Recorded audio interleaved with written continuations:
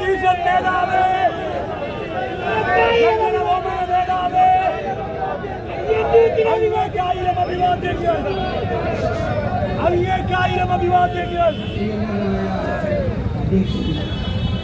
കേരളത്തിലെ INTUC പ്രസ്ഥാനത്തിന്റെ കരുത്തനായ നായകൻ, പ്രിയങ്കരനായ എന്റെ ജ്യേഷ്ഠ സഹോദരൻ ശ്രീ R ചന്ദ്രശേഖരൻ, തിരുവനന്തപുരത്തെ ജില്ലാ പ്രസിഡന്റ് കൂടിയായ ശ്രീ VR പ്രതാപൻ, INTUCയുടെ ഭാരവാഹികളെ, പ്രിയമുള്ള തൊഴിലാളി സുഹൃത്തുക്കൾ, കേരളത്തിലെ ഏറ്റവും കരുത്തുറ്റ തൊഴിലാളി പ്രസ്ഥാനത്തിന്റെ മുൻനിരയിലാണ് INTUC നിൽക്കുന്നത് എന്നുള്ള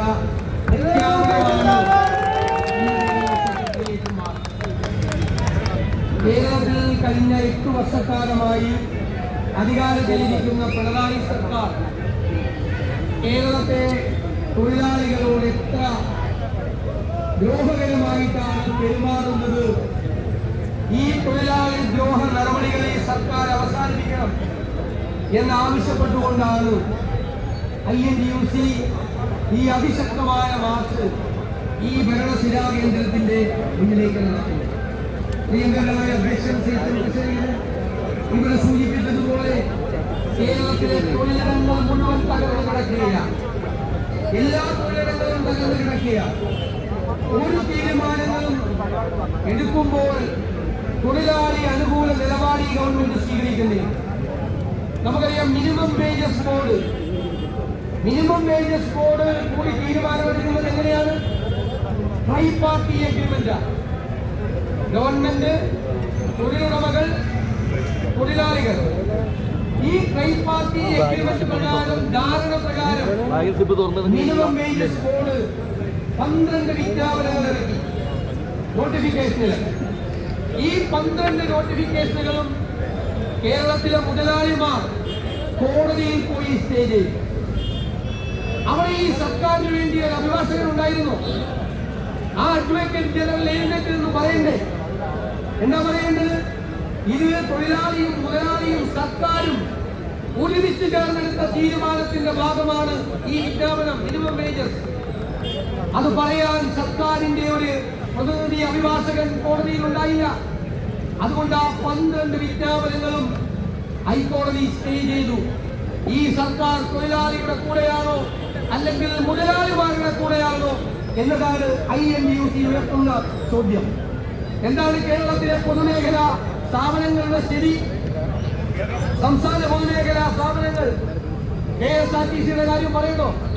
സാധാരണക്കാരന്റെ പൊതുമേഖലാ സ്ഥാപനമായ, അവന്റെ യാത്രാ സൗകര്യമായ KSRTC തകർച്ചയുടെ വക്കിലാണ്. മര്യാദയ്ക്ക് ശമ്പളം കൊടുക്കാൻ പറ്റുന്നില്ല, പെൻഷൻ കൊടുക്കാൻ പറ്റുന്നില്ല. വലിയ ദീർഘ നാളായി ഷെഡ്യൂളുകൾ ഒരു ഏറ്റവും പ്രധാനപ്പെട്ട സാധാരണക്കാരനെ ബാധിക്കുന്ന ഒരു പൊതുമേഖല സ്ഥാപനം തകർച്ചയിലേക്ക് പോകുകയാണ്. എന്താണ് KSCBയുടെ സ്ഥിതി? നമ്മൾ അധികാരത്തിലിരിക്കുമ്പോൾ നമ്മൾ ലാഭത്തിലാക്കി KSCBയെ, വൈദ്യുതി ബോർഡിനെ 20 പൈസ യൂണിറ്റിന് കുറച്ചു കൊടുത്തു.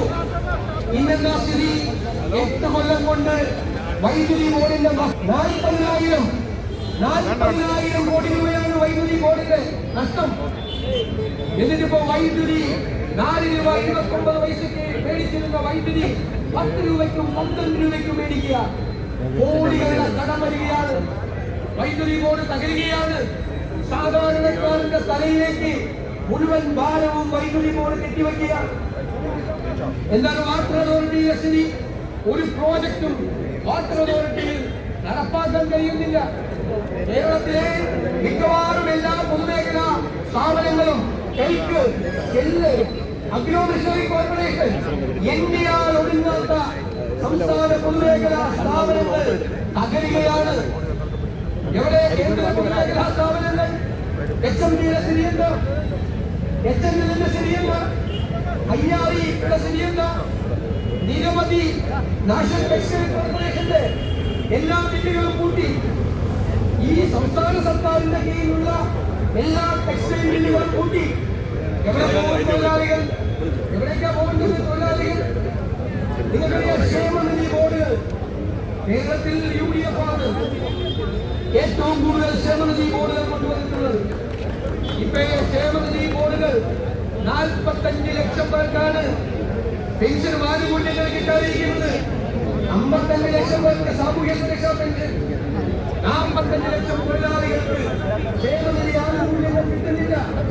16 മാസമായി കെട്ടിട നിർമ്മാണ തൊഴിലാളി ക്ഷേമനിധിയിൽ ഒരു ആനുകൂല്യം കിട്ടിയിട്ടില്ല. കെട്ടിട നിർമ്മാണ തൊഴിലാളികൾ പെൻഷൻ കിട്ടുന്നില്ല, ഒരാനുകൂല്യവും കിട്ടുന്നില്ല. തയ്യൽ തൊഴിലാളി ക്ഷേമനിധി, അംഗൻവാടി ജീവനക്കാരുടെ ക്ഷേമനിധി, എല്ലാ ക്ഷേമനിധികളും കേരളത്തിന്റെ ചരിത്രത്തിൽ ഇതുവരെ ഇല്ലാത്ത തകർച്ചയിലാണ്. തൊഴിലാളികൾ അംശാദായം കൊടുക്കുന്ന അവർ അധ്വാനിച്ച് പണത്തിൽ നിന്ന് അംശാദായം അവന്റെ പണം കൊടുത്ത ക്ഷേമനിധികൾ പോലും പ്രവർത്തിക്കുന്നില്ല.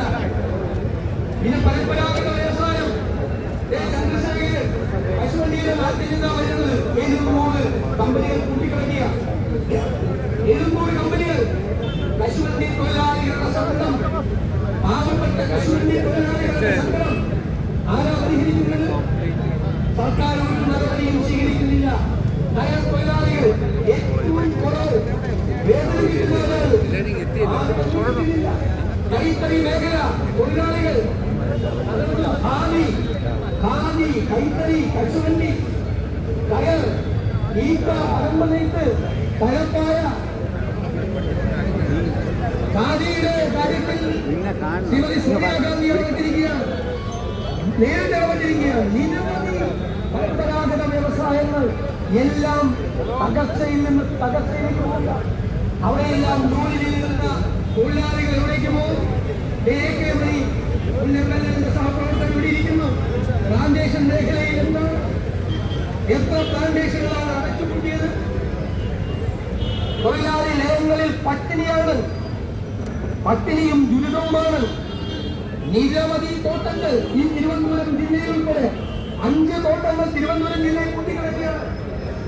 വർഷങ്ങളായി വ്യാപകമായി ഈ പ്ലാന്റേഷൻ മേഖല തകർച്ചയിലാണ്. ആരാണ് നോക്കുന്നത്? ആരാ പ്ലാന്റേഷൻ തൊഴിലാളികളെ സംരക്ഷിക്കുന്നത്? പൊതുമേഖലാ സ്ഥാപനങ്ങളിലെ തൊഴിലാളികൾ, പരമ്പരാഗത വ്യവസായ മേഖലയിലെ തൊഴിലാളികൾ, പ്ലാന്റേഷൻ തൊഴിലാളികൾ, ഇനിയോ ചോട്ട് തൊഴിലാളികൾ ചിന്തിക്കേണ്ട. അവരുടെ ജോലി ഞാൻ പറയുന്നു 3-1 കുറഞ്ഞു. 3-1 ശരിയാണോ? തൊഴിലാളികളുണ്ടല്ലോ, 3-1 കുറഞ്ഞു.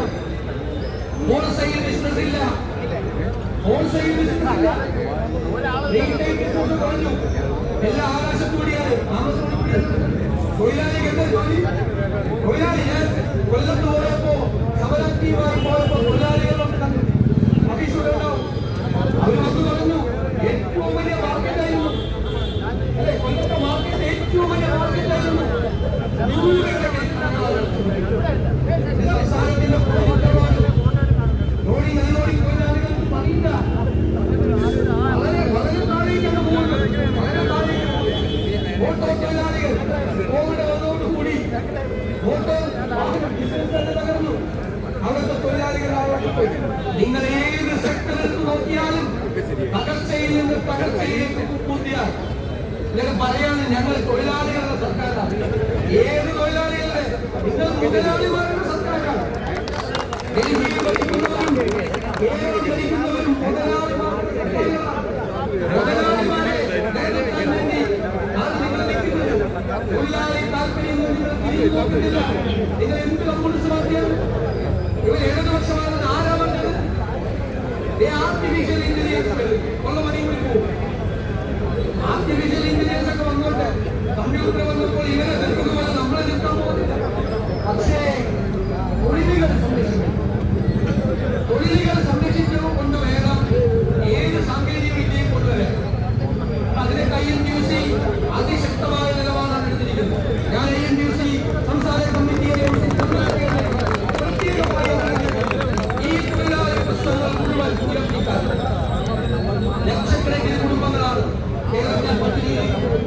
ലക്ഷക്കണക്കിന് കുടുംബങ്ങൾ കേരളത്തിൽ പട്ടിണിയിലേക്ക് പോവുകയാണ്, ദാരിദ്ര്യത്തിലേക്ക് പോവുകയാണ്.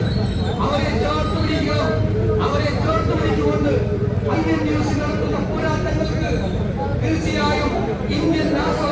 തൊഴിലാളികളുടെ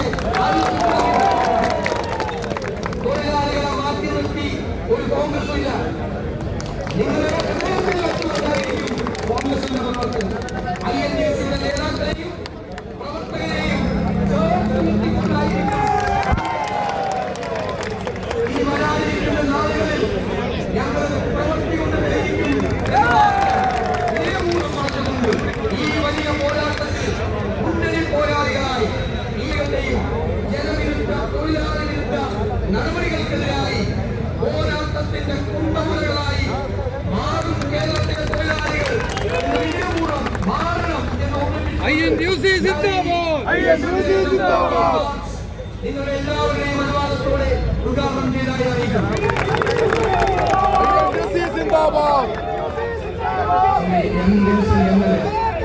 ഈ വൈകുന്നേരം ട്രെയിന് പോകേണ്ടതാണ്. പ്രതിപക്ഷ ട്രെയിന്